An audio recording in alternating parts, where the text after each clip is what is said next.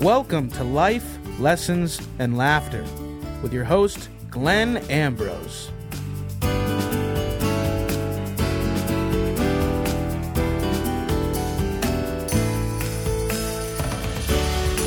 Hey everybody, and welcome to a very special episode of whatever podcast you're listening to at the moment.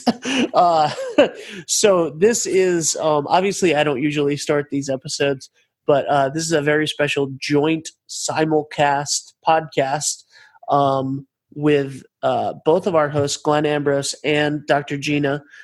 Hey guys. Hey there. How are you? I'm good. How are you, Ben? I'm great. Thanks. Glenn, how are you? Wonderful. Awesome. Looking forward to this.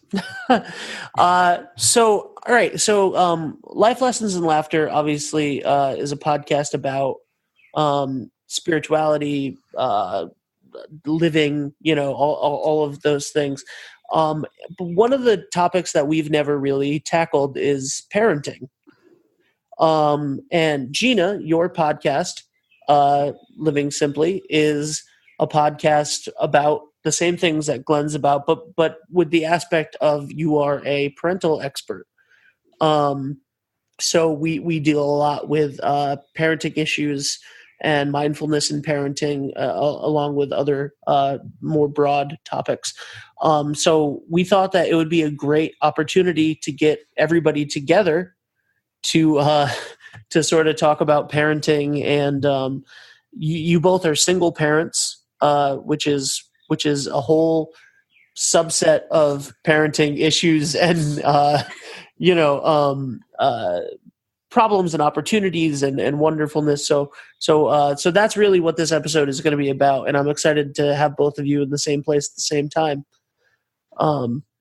Yeah, and plus it kind of looks like a little bit of the Brady Bunch with the different blocks. I think we need like 5 more. Yes. Yeah, it does. But it's cool. Yeah. Not only are you single parents, but you both have joint custody of me, which is exactly. Nice. That's our biggest challenge. We have Let's just dive right into it. That's our biggest challenge. Yeah. So Gina, tell us a little bit about, as the parenting expert. Let's start with you. Can you tell us a little bit about challenges that you have faced or other, like, what is the biggest thing that makes being a single parent so different? So there's good sides and challenging sides, right? So the different is you don't have another parent to count on actually in the same home, actually. So the other parent, you can count on them when the kid's not with you, but when the child's with you, you can't just go, okay, I'm going to go get some milk at the grocery stores. So when you have a little one, you have to pack them up, go to the grocery store. So you're a bit limited in your freedom because you don't have backup. You don't have someone there to help you out. I'd say that's the biggest challenge, is you're being 2 parents at once. You're being mom and dad, or mom and mom, or dad and dad, but you're being 2 parents at once. That's the biggest challenge, I think. But I think there's also great opportunities in being alone, because there's no arguing, there's no debating on different parenting styles, because whether you're married or divorced makes no difference. Every family I've worked with, it's been very rare that both parents are exactly on the same page. So it takes away that challenge. So you basically have carte blanche as to what you do in the house. Yes, absolutely. And Glenn, so you've had, if there's one thing I have learned about Glenn working with him, it's that he definitely likes things a particular way. I'm joking, but do you feel the same way about what she just said? Yes, I do. And I think that a lot of times with specifically divorced parents, there's an aspect of that. I think that that could be helpful to get some clarity on. Like we're not going to be on the same page. And when people are divorced and you have two people in on the parenting, I think sometimes people try to, they put too much effort into trying to get on the same page when it's not going to happen. I mean, don't get me wrong. I mean, if you can get on the same page, then excellent. I mean, if you can have a united front, and some people can and some people can't, but it's that a lot of times people don't even entertain the possibility that parenting pretty much separately in a divorce situation is a possibility. And I mean, in my situation, it was very obvious that we needed to parent completely separately. And I still struggled against it, and it was completely obvious, And I think I'm fairly, awake about stuff and look at things realistically and in healthy ways. And I still put more effort into trying to get on the same page with my ex-wife than was necessary. When if I really hit the brakes and looked at it clearly, it was obvious that it wasn't going to work. And so, there's more than one way. You have to find your own way. Sometimes you guys can really parent together well when it's in a divorce situation. Sometimes it's kind of half and half, and sometimes it's completely separate. And it can be successful in any one of those areas. And of course, there's gray area in between all those too, where it's a mesh of two of them. But, I found a way to be as successful as I could being completely separate. It wasn't going to happen. We weren't getting on the same page. So it's like accepting that and then just making the best out of it in the healthiest way possible, I think is a key to single parenting. Yeah, I think I was in the same situation where we had to parallel parent instead of co-parenting. And I think the sooner you can accept that's the way it is, the less the child struggles as well, because the child doesn't feel torn. So it's about, okay, in daddy's house, it's this way, and in mommy's house, it's this way. And when I work with parents, a lot of parents get like, oh, is the child going to be confused? And I'm like, not really, because when they're in school, there are different rules. When they're at grandma's house, there are different rules. When they're at their friend's house, there are different rules. So it's actually teaching them to adapt to their environment. So it's not necessarily a bad thing. Right, I agree. And I think that which leads right into a huge point, I think, of parenting. From my perspective, it's, there's a natural protection thing that we have as parents. We want to protect our kids, and it's natural. And to some degree, we should protect them. But I think that, like, subconsciously or unconsciously, that's almost like 99% of the parenting outlook, which I don't think it should be. I think the outlook needs to be to teach them how to interact with life, not to protect them from it, because you can't. You can't protect them when they're at school. Once they're out of school, you can't protect them from life. And if we don't give them any skills to deal with life and to, I try to teach my son that, to the best of my ability. And he'd come to me and he'd be like, different times, and he'd be like, Dad, my friend's parent is, not letting us do this or telling us not to do that because it could be difficult. What's that about?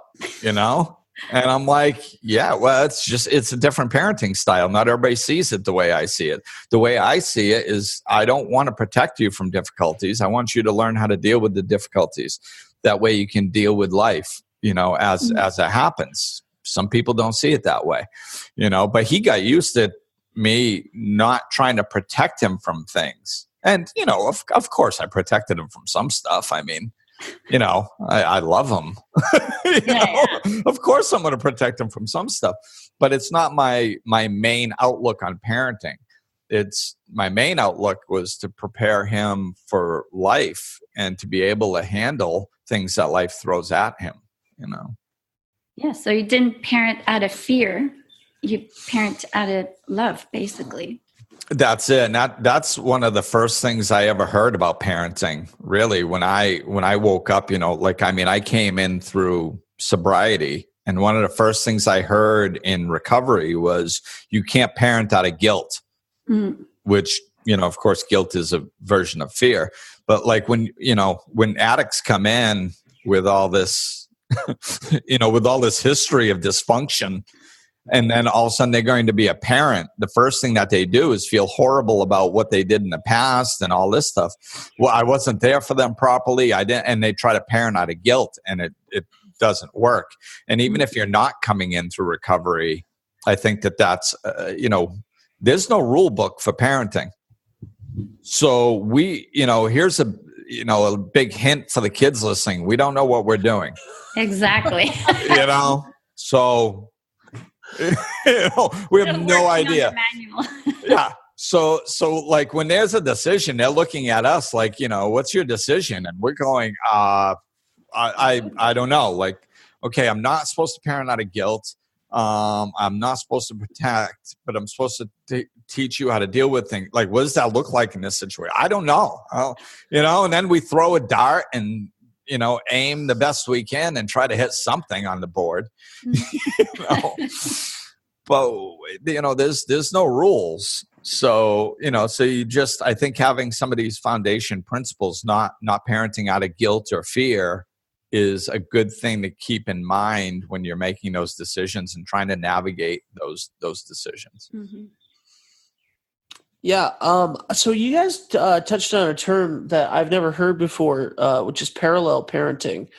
I've only heard of co-parenting, but parallel parenting makes a lot of sense now that I've heard it. Do you think that well, first, can you elaborate on that? And then do you think that style sort of, or just being single parents, and coexisting with another parent who is not in the home with you, do you think that kind of forces your hand of the letting go and not being able to protect your child, 100% of the time? The parallel parenting? Yeah. I think whether it's co-parenting or parallel parenting, you have to let go of that fear, overprotection, controlling. I think in both ways you have to do it. I think that parallel parenting is the extra challenge for the parent to work on their own issues, because often the term was coined, especially based in high conflict divorces, where it's like, okay, stop co-parenting. It's not working. The communications aren't working. And when you see that a lot, there's one parent that might become overprotective, especially if there's abuse on the other end. And it becomes about controlling the other parent, and then the parenting itself goes off the wayside. So I think the biggest challenge in parallel parenting situations is the parents have to wake up, not in both situations that they don't have to, but it forces you to grow up and go, make it about the kid. It's not about the other parent. And like Glenn said, is even if the other parent's challenging, it's the perfect opportunity for your kid to learn about difficult things in life, learning about falling, being hurt, because then you're there to pick them up. And if you overprotect them, they don't learn, like Glenn did with his son, to learn with how to deal with challenges, right? So I think in both cases you have to let go either way. I don't know what you think, Glenn. Yeah. I think you do need to let go. I mean, to Ben's point, I think parallel parenting probably pushes you to let go a little bit more than co-parenting. you know, so if you do it right, you know, if you're awake to it, you know. Good point. So yeah, I needed to, you know, it really pushed me to let go on a whole nother level, you know, like I mean, I know mothers have this feeling just as much, if not more, than fathers. But you know, it's the protection thing. You got the mama bear thing. Well, you also have 8,000 years of conditioning for men to protect their family. So it's that protection thing is so strong, and to think that your child is being hurt somewhere else and that there's nothing you can do about it, that's tough. That's a feeling of helplessness and hopelessness that really needs to be worked through. And the only way you're going to work through that is getting to a place where, you are able to let go, and you are able to be that landing spot, like Gina said, for your child to go to when they get there. But it can't be out of guilt either. You can't go back to the guilt or the fear.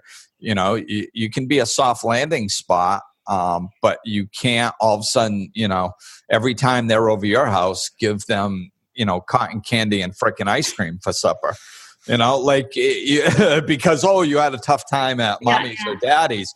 So, you can't do that either. So there has, every relationship is based in respect, every healthy relationship. And if somebody doesn't respect the other person, you don't have a foundation for a healthy relationship. So, you have to stand your ground. But I think really the way I worked through this was I had to really deeply understand that my son was on his own journey. I was on my journey, and, I went through 20 years of obvious dysfunction, let alone the 15 prior to that incited me into it. So I mean, there's 35 years of some serious dysfunction, and not safe environments and circumstances. I went through a lot. So and I made it through somehow. And when my son, and I had like what most people would call a good childhood. Like, yes, I wasn't getting what I needed in a certain ways, which caused a lot of internal conflict and some school issues and stuff like that. So, I mean, I had enough to push me into dysfunction, which led to an awakening. So I had that, but I mean, from an outside perspective, I had Leave It to Beaver family, man. I mean, I had both parents. They were on the same page. They were fair. They were loving. They were kind. My dad coached my baseball team. I mean, from an outside perspective, you don't get much better than this. And look what happened to me. I mean, it wasn't pretty. So now I look at my son, who's 18 now. He had what we would label as a dysfunctional situation. And he is way more grounded, way more stable, has a much better head on his shoulders than I did at 18. I mean, it's not even comparable. I mean, I'm here, he's here. Like, it's, we're at opposite ends of the spectrum. So I mean, it's not about your circumstances as much as we think it is. It's about learning to deal with your circumstances. I didn't. He did. And that's where you see the difference, Yeah. So that actually led perfectly into my next question, which was, you hear so much about the children, like everybody talks about in a divorce situation or anything other than the typical like Norman Rockwell nuclear family scenario. You hear all of these like horror stories of what's going to happen to the kids. People talk about ACOD, adult children of divorce, and this narrative that like if it's not the two parents together co-parenting, like it's going to screw up the child. And I think that, as Glenn just said, that's not the case necessarily. Like, you're not doomed because your parents aren't together.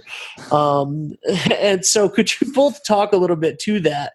Because there's a lot of fear about that. And when young parents split, I know that there's a lot of fear that they're dooming this child or these children. So can you guys both talk a little bit about that?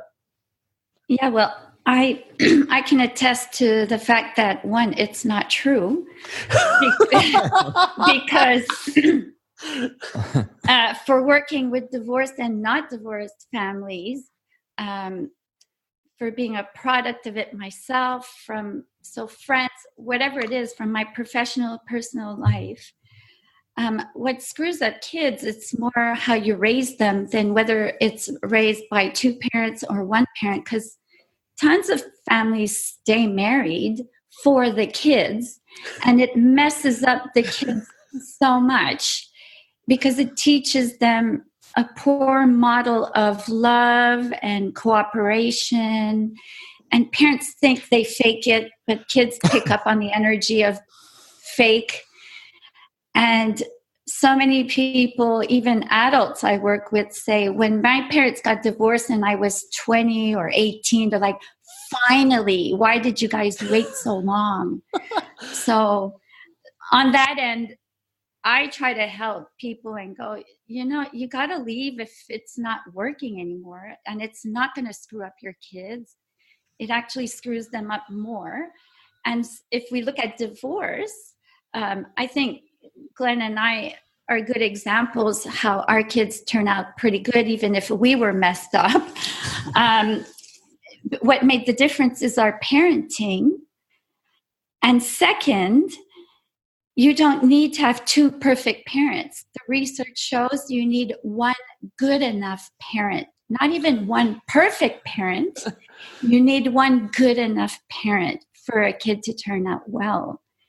And then in the end, you're the master of your destiny, meaning the choices you make determine the life you're going to have. So you can't control what happens in your life as a kid. But Glenn turned his life around. I turned my life around. His parents were married. Mine divorced, split up when I was 18.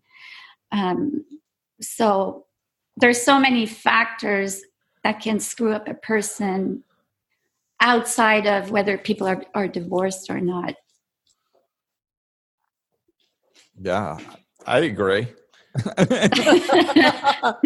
Ditto. Yes. I think this is why I love spirituality, because it works always, everywhere, in every situation. It's either true or it's not. So if we can take a step away from parenting for a minute and just go, okay, what's life like? What do successful people in life do? Well, it's not what happens to them. It's how they react to what happens to them. It's how they use it. If you fall into victim mode, then it's going to be a problem. If you use it, you see it as an opportunity and you use it to get around and find a way to do it anyway, then all of a sudden you're going to be successful. So and then you bring that back into parenting, and it's the same thing. It's not what happens to you in life. It's what you do with what happens to you in life. It's how you react to it. And if we're sitting there running around trying to make everything perfect, make sure our kid doesn't experience some uncomfortability or some negative situation. And of course, like I said, I mean, it's not that we don't try to protect them at all. It's not that, we say, hey, look, there's a fire, go stick your hand in it. I'm not saying we induce pain. I'm saying if it's inevitable, if they're experiencing it, we teach them how to deal with it, and try to give them the tools to deal with it. And that's what's really going to make them capable of dealing with whatever else comes. You either deal with stuff or you don't. Like you either learn to deal with your parent or you don't. You learn to deal with kids at school or you don't. You learn to deal with being a divorced kid or you don't. You learn to deal with going to school in college or you don't. You learn to be responsible at a job or you don't. You know, it's you either learn and adapt and grow or you don't. It's, you know, so I think that's the pattern. And it's just, I think parenting is so tricky because there's so much emotion around it, and emotion clouds our vision. So it's, you know, that's what I constantly tried to do is take a step back and disconnect from the hopelessness that I felt at times, and the helplessness and the fear and the guilt and the, oh my God, my poor child, and step back, distance myself from all that. And remember, you know, he's a soul. He's fine. He's loved. He's cared for. He's eternal. He's all set in ways beyond my capabilities. You know, so at his core, he's fine. Now we got to try to learn to deal with this human stuff. Yeah. I personally, this is probably an anomaly for people my age, but my entire life growing up, I had one friend whose parents got divorced, and only one, and it was like 5th grade. Never before that, never after that did I have friends with divorced parents, and he seemed fine. But he was a little crazy. Like, he was a little, not crazy, but like he was a little like troubled to begin with. So I didn't see any effect on that. But now as an adult, and being really close to a co-parenting situation with you know, my best friend, kids are so resilient. Like, and you know, sometimes co-parenting is easy and sometimes it's not. But the child, if the child only feels love from every direction, like, it's wonderful, you know, and it doesn't really matter. You're wonderful, Ben. You should be a life coach. That was beautiful. Well, that's just, I mean, that's like it.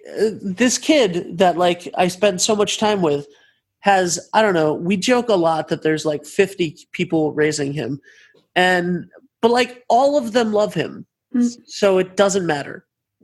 He's lucky. It's beautiful, and he's such a sweet kid, and he's fine, you know. And I have all the confidence in the world. He has 2 great parents, and they both have, you know, a support team around them, and it's just nice. It's nice, you know. In some ways, it's nicer than just 2 people.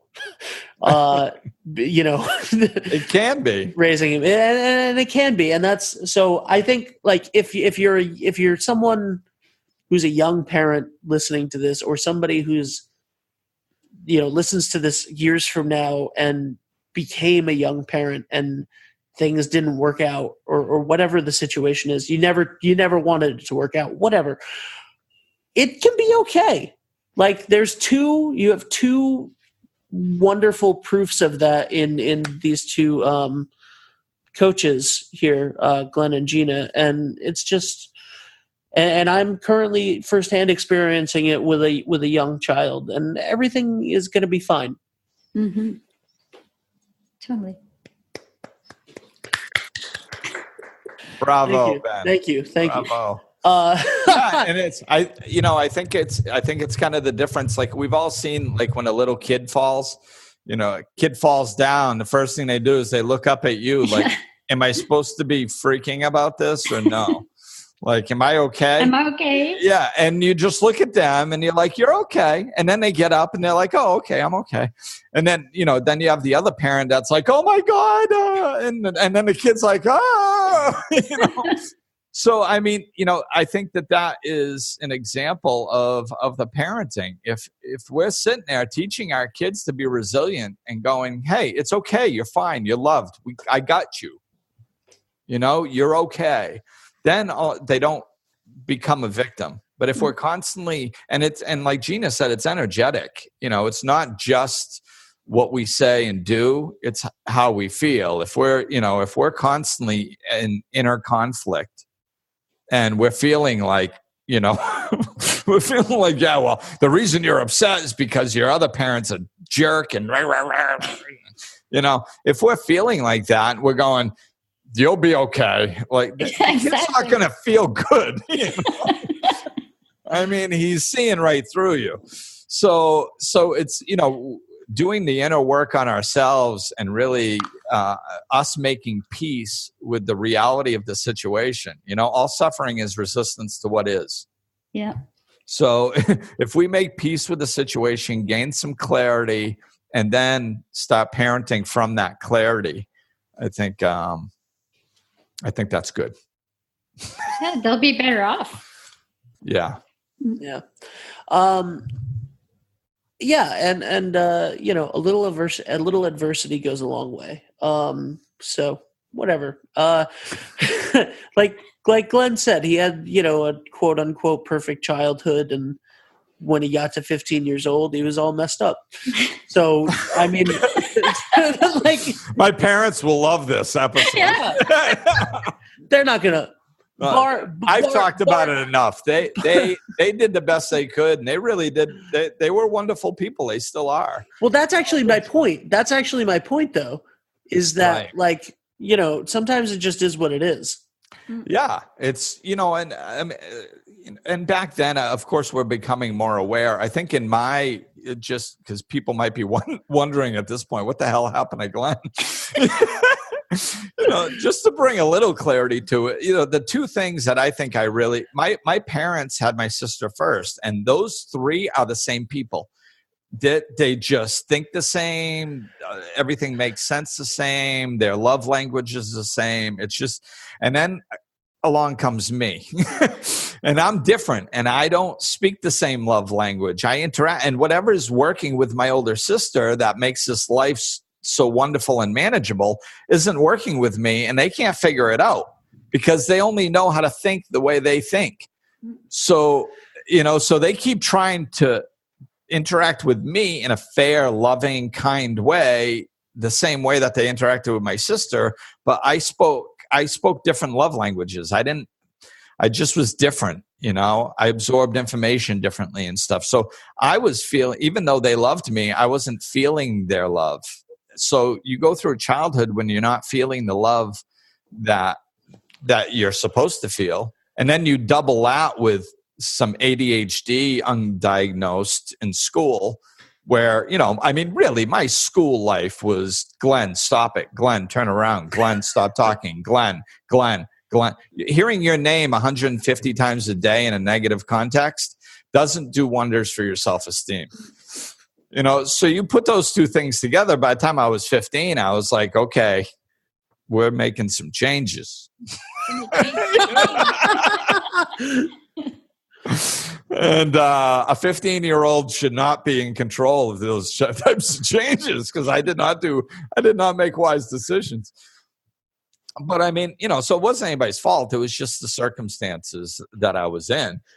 And so we don't, on the outside, everything was perfect. But on the inside, it wasn't. And that's, I think, if we concern ourselves with that, parenting our kid, trying to connect with them from the inside and trying to connect with them in general, we're heading in the right direction, Yeah, and trying to actually see them for who they are as opposed to who we want them to become. So open our eyes and listen and watch, because often parents have an idea of how their kids should turn out, what sport they should play, what they should study. And that goes against the energy of the child and they feel constrained, right? So I always tell parents, hey, it's their own destiny. If you want them to be a doctor and they want to be a writer, you can't control that. You just need to be present and know that, okay, this is my stuff I'm projecting on my kid. What is my kid trying to show me about who they are? And if we open our eyes to that, it's easier to parent them. A bit like you were saying, you had a different love language. And obviously at the age we are, our parents didn't know about these things, and they did the best they could with what they knew. But parents now know more, so they can do better. And that's why technically each generation should be better. If we wake up, then we can pay attention. What is my kids' love language, even if it's opposite to how I want to be loved? We have to give them what they need, not what we think they need. Yeah, that's a great point. That's something that Dave and I talk about all the time. Dave is, if you don't know, listeners of Living Simply might not know, Dave is the other producer on the show that nobody ever sees. But we talk a lot about generations and like fixing the bugs, like you're kind of, you look at what your parents gave you, and then you do a little bit better for your kids because you know more, and you have the experience of that, and they did better for you probably than their parents. Yeah. It's an evolution of knowledge, and this thing that Glenn talks about all the time, which is the tipping point. Like you're getting closer and closer, and love is expanding, and that positive energy and stuff. So I think, Gina, that's a wonderful point. Thanks. You're welcome. We are over time. Yeah. It goes by quick. Who knew that you guys would talk for a long time about this stuff? And me, I didn't know that I would talk at all on this. All right. So let's go through, who wants to go first with where you can contact people? I'm going to go. Well, I guess I will. All right. So as far as my stuff, glennambrose.com. Glenn with 2 N's.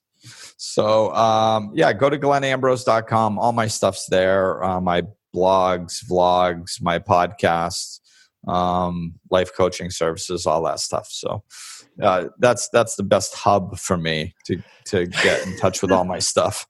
Yeah. Gina? And for me, I have drmadrigrano.com for all the psychology parenting stuff, and for the coaching, ginamadrigrano.com. All right. And the links to all of that stuff will be in the description of the episode of whatever podcast you're listening to this on. So thank you guys very much. This was cool to do a simulcast podcast. Thanks. And also, you guys are fantastic parents. And I think that you showed everybody why today. Oh, thanks. Oh, thank you. Thank you, Ben. You're welcome. Thank you, Gina. Thank you, Glenn. Ben. Glenn is available for life coaching sessions. To book an appointment or for more information, go to glennambrose.com, follow him on Facebook and Twitter, or click the link in the description of this episode.